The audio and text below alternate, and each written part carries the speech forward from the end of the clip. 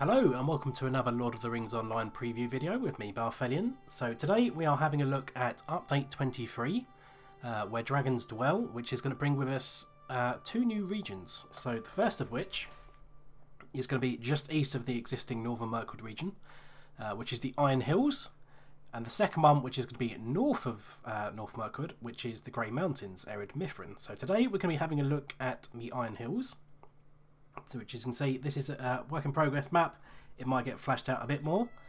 But yeah, it does look fairly plain. And you'll see that the terrain matches up to its description of the Iron Hills. Everything is quite sort of rusty iron sort of coloured. And obviously quite hilly, as you might expect. So to get to the Iron Hills, we head east from Dow. So you can come out the southeast entrance of Dow, cross the river, along the road where I currently am, and go east to the Iron Hills, which will put you by this gate, which is where I'm at now, which was previously blocked. You could get here in the game. We're just going to have a little ride around today. We're not going to look and do any spoilers about quests, but we're just going to see what various settlements there are, and find any interesting looking points of interest that are nice to look at. So let's get a show on the road.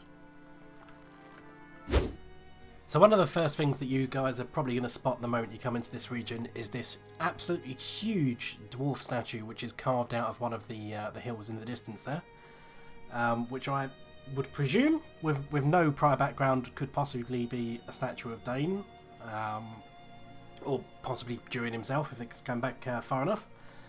But that is literally on the map. If I reactivate my UI, it's literally a great big dwarf statue mountain over here, which, as we can see, is halfway through the region. It's pretty far in the distance.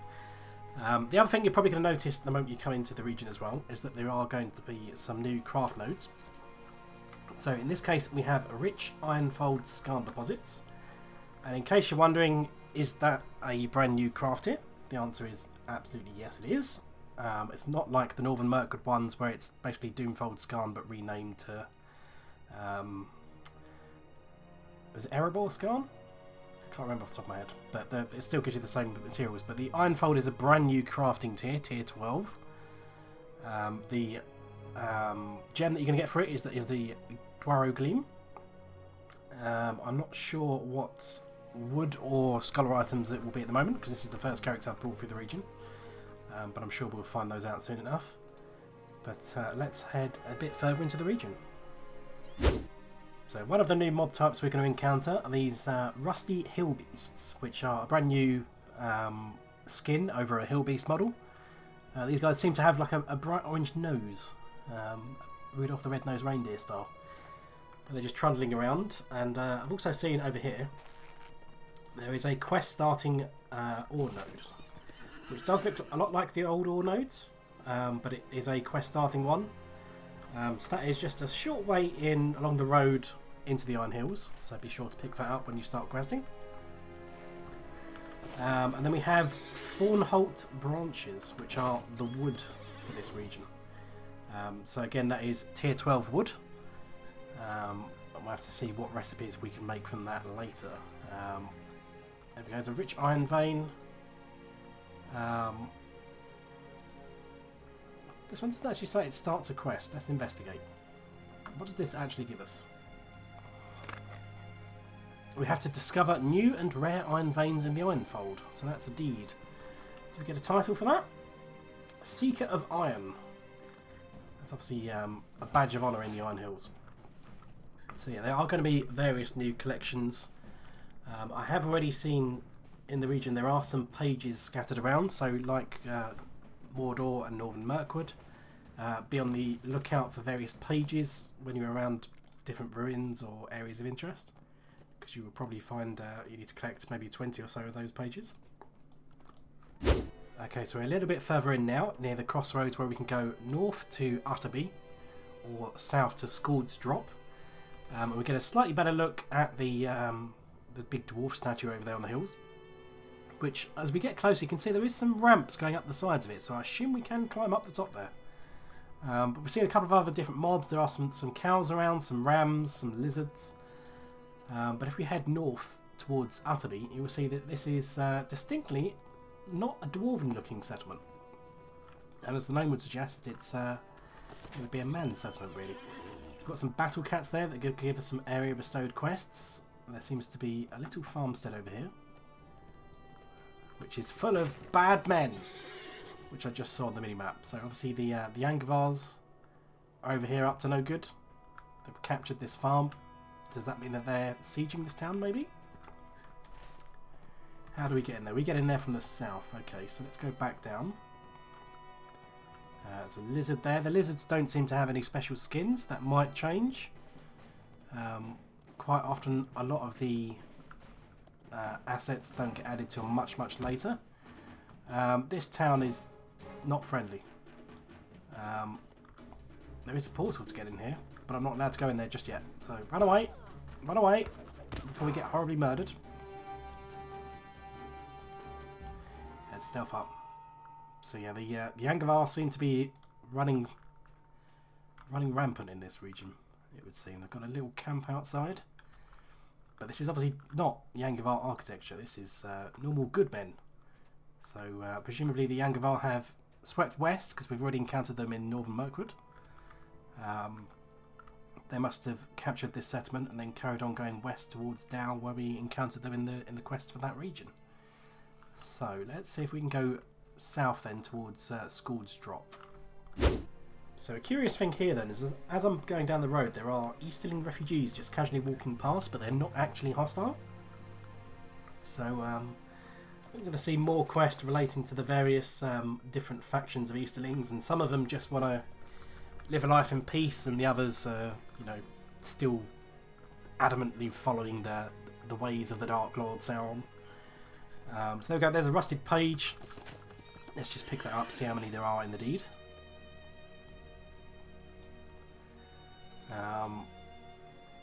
So only 10 in this one. Okay. Lord Frar took up his liege's maul. He called his council, wise dwarves all, to bid them bar his father's grave, so no fiend could escape the cave. The crack was bound with bonds of iron, iron hard, and iron cold. So let's just come over here. We've got a wonderful view. So this is looking south, outside of the area, south of the Iron Hills. We can see some little farmsteads and some halls and stuff down there, down in the Great Plains. Yeah, it's pretty interesting. So this passageway, if we keep going up here, so this has actually gone past Scald's Drop. This heads slightly east, and presumably, I mean, this would take us down into this area, but it should be blocked off, one would imagine. Can I make the jump? There we go. There is a rusted page here as well. Oh, these are bad Angevars. Okay, they've completely destroyed the road, so we can't go any further. Fair enough. So make sure you grab this page over here then. Otherwise that might be one that's a little bit tucked out of the way where you're not going to find it. Okay, so this is one of the forward camps then. So this is Scald's Drop, where we are just slightly west of the massive dwarf statue. We can get a slightly better look at it there. And the road that goes off into Easterling lands is down that way. But there's a couple of NPCs here. So presumably we're going to come over here, we'll do a couple of quests here. Probably going to involve something to do with all these Easterling refugees that are casually making their way past. But I think our next stop, we're going to go have a look now at this dwarf statue and see if we can actually climb up on this hill, which would be pretty cool. Okay, so we're now pretty close underneath the dwarf statue. We were able to climb up this hill pretty much with ease. There's loads of different ways you can make your way up here. There we go, it's the Dane Lick, so it should be a statue of Dane based on that. So if we head up here, can we get around that way? I don't think we can we? So I think we want to go around this way because there is a passageway up here. So if we can just get past all these hill beasts that are viciously trying to murder us, then we should be able to go around here. And I'm hoping you can go all the way up to the very top and kind of stand on his crown, which would be pretty cool. So just let them guys time out. Now we probably want to use a normal horse here, because using a war steed's probably going to end up with me driving off a cliff. So if we casually make our way up here. So there's some dwarven labourers chipping away. So it seems this is probably a relatively new statue that they're still working on, carving it out of the mountain. So I don't know whether this is has only been started perhaps since the Battle of Erebor. And now they're doing like a little tribute memorial to Dane, perhaps. So keep going round. How much further can we get? I think this is it. This is as high as we can get, at least from this side. Right up to his beard. So that is pretty cool. Obviously we get a fantastic view of all the neighbouring parts of the region as well. So let's continue onwards. Okay, so we're a little bit further up then. So we're now north of Utterby. Now there is a road heading northwest out of the Iron Hills. And I wasn't sure whether that would potentially be one of the routes we could take into the Great Mountains, but the road is blocked. You currently cannot pass over it. There is an invisible wall there. However, there is another rusty page here, so if you need to collect those, just remember these locations. But for now, we're going to continue heading northeast up into the distance, where we can see this this architecture over here and like a wooden bridge span. It seems to be a bridge rather than a perimeter wall, but that is Hammarstedt, which is seems to be the big area for this region. Okay, so we're arriving at Hammarstedt then, and it seems to be oh my goodness, these guys are all red and angry, but these guys are friendly. But there's loads of Yangavar that are mustering outside that are very upset. So it seems that they're probably laying siege to this location. There's another rusty page at the entrance. But this place seems to be a huge dwarven mine. As we can see, there's loads of mine carts and stuff everywhere. Whoops, let's not go too far. I'm going to fall off the edge. Okay, my horse has got a mind of its own. Yeah, we've got loads of little dwarven houses or huts. A lot of the guards are injured. They're obviously fighting to defend this location from the Yangavar. But we can go a bit further in, so if we just ride up here and continue going northeast. There is a stable master here if we need to swift travel between here and the other locations. Each of the stable masters does have a swift travel option to the various other ones as well, so you can get around with ease. And we do have an interior location, so let's go have a quick look inside.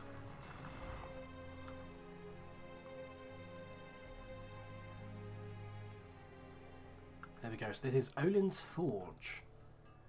We have not forgotten our own Laurelin and what evil befell him in Khazad-dûm. So there we go, we've got some impressive forges. I think it's just this room. Yeah, it is. But obviously it's an important smithy for the dwarves, this location. The servers for Bora is meant to be coming down in a few minutes, so annoyingly it has to happen while I'm recording as well. So I might have to take a little bit of a break here and hopefully continue along with the regional exploration once the servers are back up. Okay, so we're back then after the downtime, and we're now in the eastern part of the region. So we're on this bit over here between the two rivers, and we're looking east towards Yarnfast, which we can see in the distance is this quite spiky looking town over in the distance with these massive spires, which is pretty cool. And there is another rusted page over here, so there's another one for you guys to be aware of, just about halfway between the two rivers next to that post. So let's head a bit further down and get a closer look at this place then. So we've got ourselves a nice big dwarven bridge to cross this river, whereas the other one, it was just a little ford that you can go across on foot. We've got some interesting rocks over there. I don't know if that's anything of interest. Yeah, it looks like some sort of rocky or gem formations or something.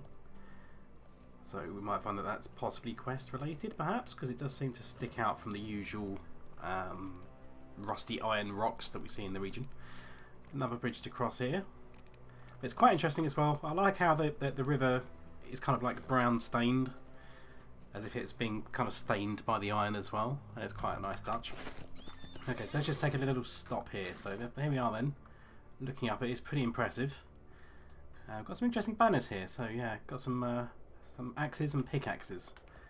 as the emblems here. So let's go indoors. We've got some quest givers here, and it is friendly at the very least, because we've got the usual things. Got a task board, got crafting stations, relic and stable masters, a bard, some suppliers outside.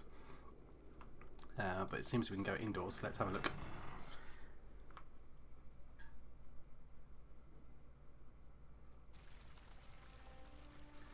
Okay, so it's popped me out on the side for some reason, but whatever.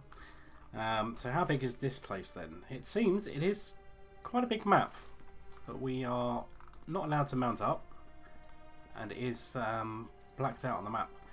Best keep busy, idle dwarves get to dreaming of distant and lost long delves. Oh crap, can I fall in that? I think I probably can. Let's not try it. I don't know where the nearest red circle is. So this is obviously some sort of mine for the dwarves. It seems there's different directions we can go in. This is interesting. We've got a little... So is this like the lunchroom? The liquid lunchroom, perhaps? It's certainly where they keep their beer and ale.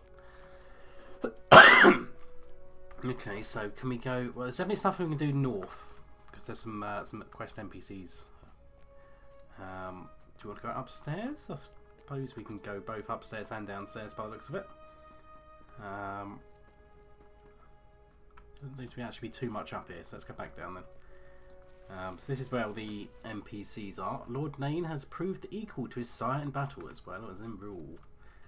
So Nain is the son of Dane, if I'm not mistaken. It would seem legit because they are similar names, as tends to happen in many of the families in the Lord of the Rings lore. I'm going to go west. There we go. So is this the vault then? It is. Good firm stone beneath my feet. So that's interesting. I like these signs above all the doors. That is a nice touch. It doesn't seem like there's going to be anything to the south. I mean, there's more mines and stuff, but there's no NPCs. I want to see if I'll fall in one of those holes at the end, just to see if it's possible. So we've got a couple of quest givers around here. Something I can pick up on the floor. Is that another rusty page that's hidden under the tracks? It is. For years in Yarnfast, all was well. But ages end, and times grow fell. Thangorodrim fell in thunder, and split the world's stone spine asunder. Shattered was the hold of iron hard, and iron cold. So we've got some dwarven poetry going on down there. So yeah, it's another little interesting little interior location. It's kind of interesting as well because obviously a lot of the dwarven architecture does have the same kind of feel as other places such as Moria, Thorin's Hall, etc. But everything in the Iron Hills, at least, obviously we haven't looked at the Grey Mountains and the dwarven settlements up there just yet. But the Iron Hills has kind of got a rusted iron brownish kind of palette on a lot of its textures and architecture. Whereas the likes of Moria tended to be like blues and greyish, and Thorin's Hall, etc. was a bit more towards the grey kind of spectrum. But yeah, it's an interesting space really. So this is the first place, as I said, that we come to once you set off from Erebor. You'll be questing over here in the Iron Hills first, and then ultimately you will end up going to Ered Mithrin, the Grey Mountains, and the Withered Heath, where all the dragons are coming down from and causing problems. But we're going to look at this region separately in another preview video, so stay tuned for that. But otherwise, I hope you guys have enjoyed this preview of the Iron Hills region, and let me know what you guys think in the comments, and I will see you guys next time.